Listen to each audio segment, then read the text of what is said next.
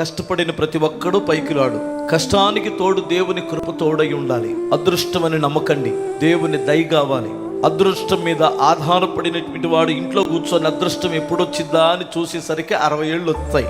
మీలో చాలా మంది అనుకోవచ్చు, అన్నయ్య నా తండ్రి చాలా పేదవాడు, కష్టజీవి, ఎవరో మాకు చెయ్యి అందించి పైకి లేపేటువంటి వారు లేరు.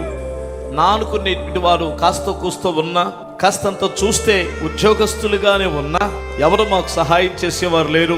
మా నాన్న మేము చదువుకునేటప్పుడు మా వాళ్ళల్లో చాలా మంది ఉద్యోగస్తులు ఉన్నారా, నువ్వు చదువుకో, వాళ్ళ పలుకుబడి ఉపయోగించి ఉద్యోగం ఇప్పిస్తారు అని అన్నారు. కానీ ఏమి అలాంటిది ఏమి వర్కౌట్ అవ్వలేదు అనుకొని కుమిలిపోయేటువంటి వారు ఉండొచ్చు. తూర్పు లాగితే తూర్పు వైపు వెళ్తాడు, పడమటి లాగితే పడమటి వైపు వెళ్తాడు, ఉత్తరం లాగితే ఉత్తరం వైపు వెళ్తాడు, దక్షిణం అయితే దక్షిణం వైపు వెళ్తాడు. ఒకే ఒక్కడు మాత్రం నువ్వు పైకి రావాలని లాగుతాడు.